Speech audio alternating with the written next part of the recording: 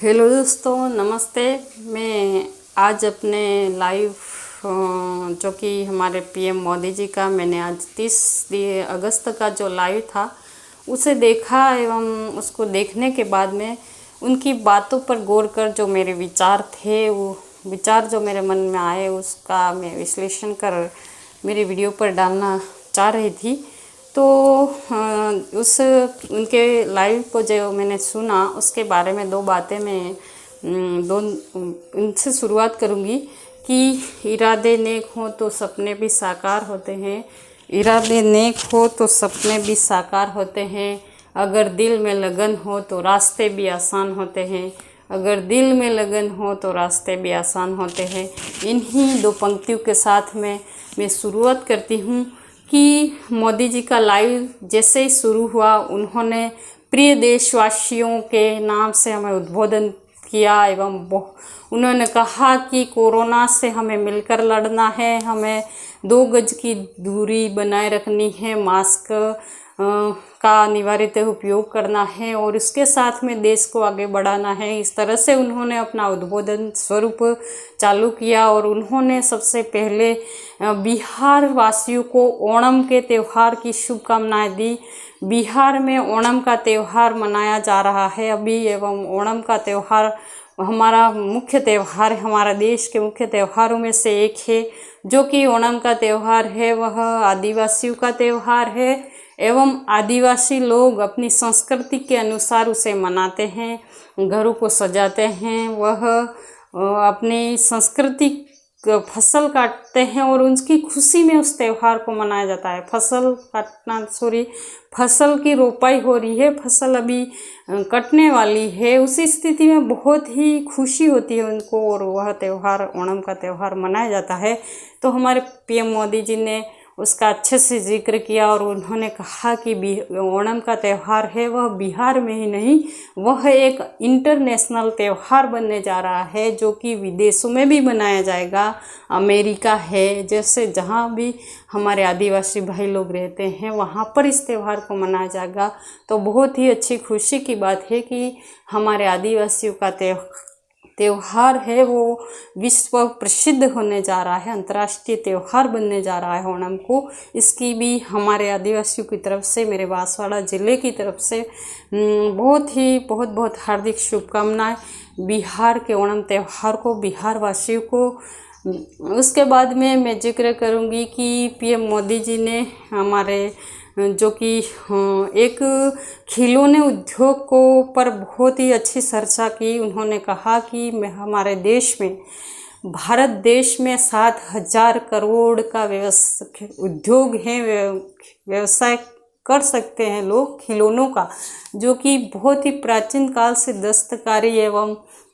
बहुत अच्छी स्थापत्य कला के लिए भारत को जाना जाता है। तो भारत में बहुत अच्छे से अच्छे खिलौने बनते हैं एवं बिकते भी हैं, विदेशों में निर्यात भी होते हैं एवं पसंद भी किए जाते हैं। तो उन्होंने देशवासियों को बधाई दी एवं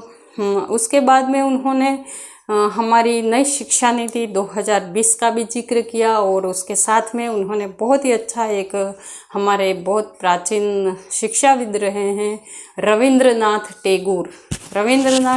जी की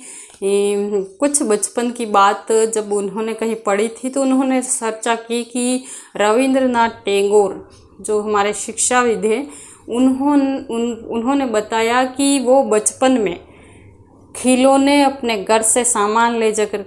जा करके खिलौने बनाते थे, उनसे खेलते थे और उनको तोड़ते थे, उनको बार बार दोस्तों के साथ में मिल कर के बनाते थे, मिल कर के खेलते थे और बिगड़ने पर वापस उसको बनाते थे। उससे बच्चों में सृजनात्मकता का, मिलनसार का, दोस्ती का एवं भाईचारे की भावना का विकास होता था। और उन्होंने इसको एक कहानी के रूप में परिवर्तित किया कि ऐसे ही अच्छा सा चल रहा था और एक दिन क्या होता है कि अचानक से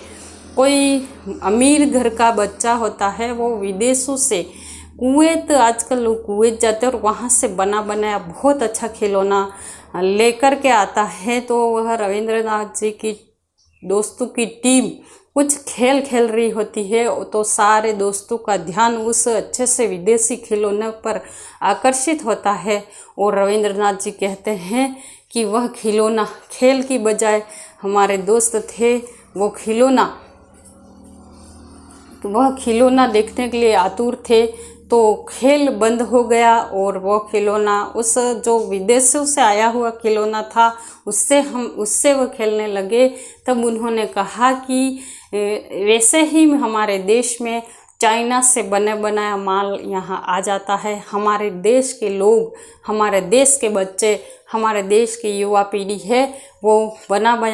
बनाया माल आज खरीदती है एवं काम करके मेहनत करके जो बनाना चाहिए उन्हें वो नहीं बना पाते हैं। तो बच्चों में जो कि बना बनाया खिलौना था वो विदेशी था, वो आकर्षित कर रहा था। लेकिन हमारे देश के बच्चे, हमारी स्कूलों के बच्चे हैं, वह जो भी हमारे यहाँ जो भी उन्हें सामान उपलब्ध है उनसे यदि खिलौने बनाए गए तो उनके मन में क्रिएटिविटी होगी, वह उस खिलौनों को बनाने का उद्देश्य बनाएंगे, उसके बारे में सीखेंगे तो बहुत ही अच्छा होगा। वो विदेशी खिलौने की बजाय अपना खिलौना बनाया हुआ खिलौना से खेले। उसके बाद में उन्होंने जिक्र किया कि हमारे देश में 2020 की जो शिक्षा नीति है उसमें बहुत रिसर्च करने के बाद में उसे बनाया गया है, उसमें बहुत बड़ा बदलाव आने वाला है। उससे बहुत ही हमारे अच्छे देश का निर्माण होगा, हमारे राष्ट्र का निर्माण होगा। उन्होंने हमारे शिक्षक दिवस 5 सितंबर को मनाया जाने वाला है उसके बारे में भी चर्चा की। उन्होंने राधा कृष्णन जो हमारे शिक्षक दिवस पर हम उन्हें नमन करते हैं उन्हें भी याद किया और उन्होंने कहा कि मेरे देश के भावी शिक्षक गुरुओं को मेरा नमन, जो कि हमारे देश के निर्माता होते हैं शिक्षक, और वो एक अच्छी शिक्षा दे करके अच्छे युवा पीढ़ी को, अच्छे बच्चों, अच्छे देशभक्त बना करके बच्चे जो हमारे आगे निकलते हैं और हमारे देश की सेवा करते हैं। उन्होंने सीमाओं पर रहने वाले सैनिकों की भी चर्चा की और जो कि सैनिकों के साथ में जो हमारे श्वान होते हैं, कुत्ते होते हैं, बहुत ही सैनिकों का कार्य करते हैं, सैनिकों की बहुत अच्छी मदद करते हैं। उनको जब प्रधानमंत्री मोदी जी ने 15 अगस्त पर 2 कुत्तों के नाम बताए थे जो कि मुझे याद नहीं है, लेकिन 2 कुत्तों को उन्होंने सम्मान दिया है और उस सम्मान से उनको सम्मानित किया है। तो उन्होंने पहली बार हमारे देश के ऐसे प्रधानमंत्री हैं पीएम मोदी जी जिन्होंने कुत्तों को सम्मान दिया है, जो कि 15 अगस्त पर जो जानवरों को सम्मान देने वाले पहले हमारे प्रधानमंत्री जी बन गए हैं। तो इस बात में उन्होंने बहुत ही अच्छी उनकी मन की बात को मैंने सुना एवं उनके हर शब्द पर, उनके हर एक बात पर की विश्लेषण करने योग्य थी, चिंतन करने योग्य थी। उन्होंने बहुत ही अच्छा भाषण दिया और आगे हमारा जो 75 हमारे देश के 26 जनवरी जो आएगी वह उसके बारे में नहीं, जो 15 अगस्त अगला जो 15 अगस्त हमारा आएगा वो हमारे देश के 75 वर्ष पूरे करने का दिन है एवं हमारे देश के जो हमारे देश को स्वतंत्र कराने के लिए जो भी हमारे देशभक्त शहीद हुए हैं उन देशभक्त शहीदों को याद करने के लिए और उनके व्यक्तित्व को जानने के लिए उन्होंने कहा कि भारत के जिस भी कोने में जहाँ पर भी अपने जो स्थानीय जो स्वतंत्रता आंदोलन से जुड़े स्थान हैं, जुड़े व्यक्ति हैं, वहाँ पर बच्चों को ले जा करके भ्रमण करवाए, उनको रूबरू करवाए एवं उन्हें उसके बारे में बताए कि उनका व्यक्तित्व वह जानेंगे कि हमारे स्वतंत्रता आंदोलन में किस तरह से लोगों ने लड़ाइयाँ लड़ी, हमारे देश को किस तरह से स्वतंत्र कराया एवं उनका क्या योगदान रहा। जैसे कि हमारे अभी यहाँ वर्तमान में मेरे अपने क्षेत्र की, अपने बांसवाड़ा जिले की, अपने नानपुरी पंचायत समिति का गौरव जो माना जाता है, हमारे यहाँ पर बहुत ही अच्छा पर्यटन का केंद्र विकसित होने जा रहा है मानगढ़ धाम, जो कि गोविंद गुरु जो डूंगरपुर से बिलोंग करते हैं एवं गोविंद गुरु बहुत बंजारे परिवार से बिलोंग करते हैं। उन्होंने आज़ादी के लिए सभाएं करी, आदिवासी को एकत्रित किया, शराबबंदी करवाई, नशा नहीं करने पर जोर दिया, उन्होंने घर घर दुनिया वो उनका संचालन करवाया। तो इस तरह से उनका जो योगदान रहा, तो हमारे जो स्थानीय परिवेश के जितने भी स्कूल्स हैं, स्कूल्स के जितने स्टूडेंट हैं, उनको इनके बारे में बताएं एवं उनको उनकी जीवनी लिखने, मतलब उस स्थान को और उस हमारे देशवासियों के योगदान को बच्चे किस तरह से विश्लेषण करते हैं, उनको वहाँ ले जा करके उनको उस स्थान को दिखाएं एवं उसके बारे में बताएं। वहाँ पर एक बहुत अच्छा संग्रहालय भी बना हुआ है, संग्रहालय का अवलोकन करवाएं। वहाँ पर संग्रहालय में सभी हमारे गोविंद गुरु का एवं सभी का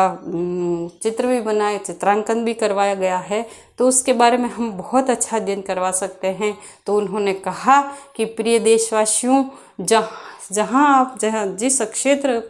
के